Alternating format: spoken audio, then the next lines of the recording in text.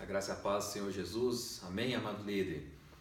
Vamos dar continuidade ao nosso estudo da palavra, né? Na primeira palavra que nós ministramos, nós falamos sobre a importância de ouvir a palavra de Deus. Só o fato de você ouvir a palavra de Deus, você já recebe fé no coração, você pode receber milagres, você recebe até o próprio Espírito Santo, que foi o confronto que Paulo levou aos Gálatas, né? Que achavam que precisavam ainda andar pela lei, se circuncidar para poder receber essas coisas. E Paulo confrontou duramente, falando: olha, vocês receberam tudo isso, foi pelas obras da lei ou foi por ouvir a pregação, né? Nós ouvimos a importância de realmente estar ouvindo a palavra e tomar cuidado com aquilo que nós estamos ouvindo, né? Depois, no segundo estudo, nós falamos sobre a importância de nós guardarmos a palavra. Guardarmos a palavra é nós realmente estarmos nos alimentando sempre dessa palavra. Então, se você precisa de uma palavra, por exemplo, de cura, na área familiar, na área financeira, esteja sempre ouvindo palavras sobre isso para alimentar a sua fé realmente, né? E humildemente você vai sendo transformado pelo Senhor, contemplando Ele cada dia mais. Mas a Bíblia mostra que o diabo também pode roubar essa palavra do coração, né? As pessoas podem roubar se levantando, né? Como Pedro exortou Jesus, que foi o exemplo que eu dei. Mas também o nosso passado pode roubar também essa palavra, essa semente plantada no coração. Se nós formos dar olhos para o passado, né? E até a nossa carnalidade pode dar vazão, como eu dei o exemplo da amargura. Hoje eu quero falar da importância de nós confessarmos a palavra. Eu quero ler um texto muito importante que está lá em 2 Coríntios, capítulo 4, versículo 13, que diz o seguinte: tendo, porém, o mesmo espírito de fé, como está escrito, eu criei, por isso é que falei. Também nós cremos, por isso também falamos. Esses últimos tempos agora eu fiz uma pesquisa, né, com alguns líderes da minha supervisão, e a pergunta que eu fiz para eles foi o seguinte: olha, o que você faz que deixa Deus feliz?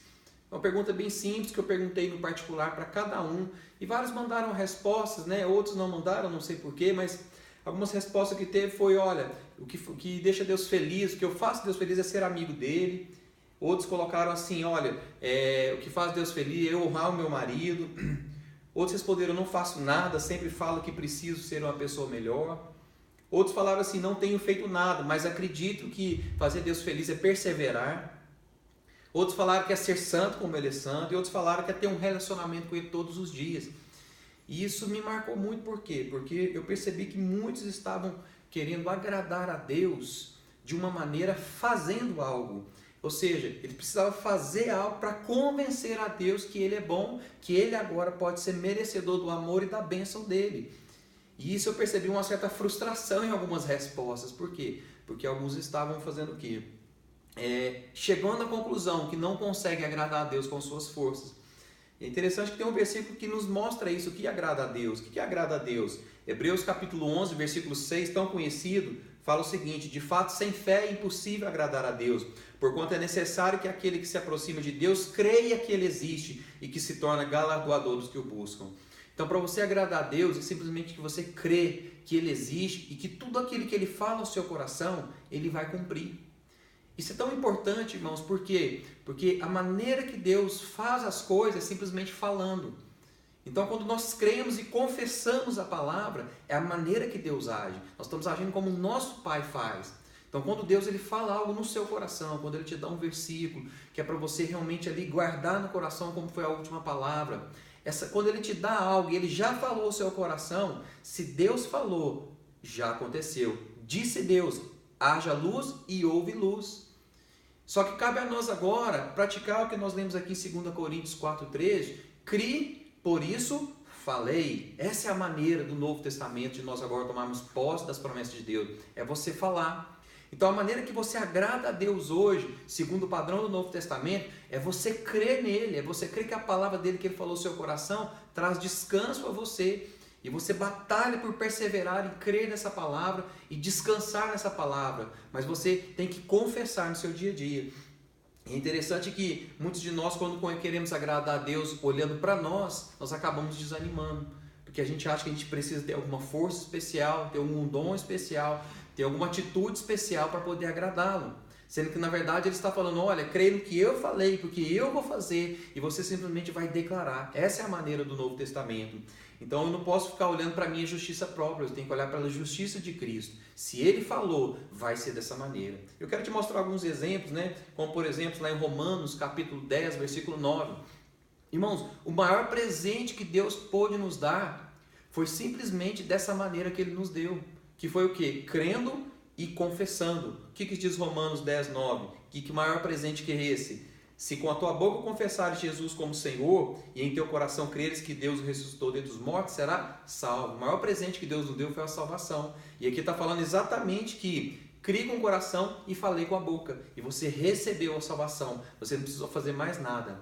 Parece muito simples, né? Mas você vai ver que no seu dia a dia nós estamos tão habituados a querer fazer alguma coisa. E eu vou te explicar que realmente a fé sem obras, ela é morta.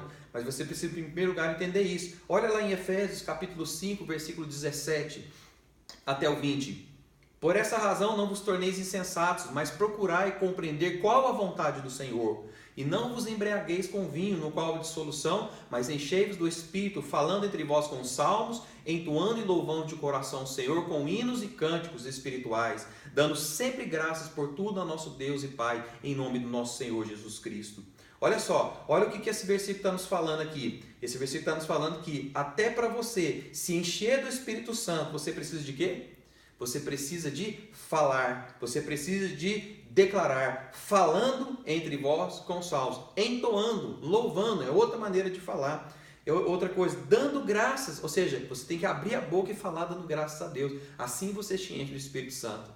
Então você está percebendo que para você realmente receber algo de Deus é mais simples do que imaginamos. É você crer e abrir a boca. Então no seu dia a dia, quando você estiver no carro, abre a boca, fala mais, fala, Senhor, eu acredito que hoje é um dia de bênção, Pai. Eu quero louvar ao Senhor e eu tenho certeza que agora estou sendo cheio do Espírito Santo porque a Tua palavra falou. Eu vou chegar no meu trabalho cheio do Espírito Santo, Pai, porque eu estou adorando ao Senhor. Eu quero Te dar graças por esse dia, por essa manhã, por esse dia de chuva, pela minha família, Pai, pelas bênçãos que o Senhor já derramou sobre a minha vida. Obrigado, Senhor, pela minha saúde, obrigado pelo meu filho, pela minha filha, pela comida, por tudo, Senhor. Eu Te louvo, Pai, porque o Senhor é bom. Comece entoando dessa maneira, você vai viver um dia cheio do Espírito Santo. Você crê nisso?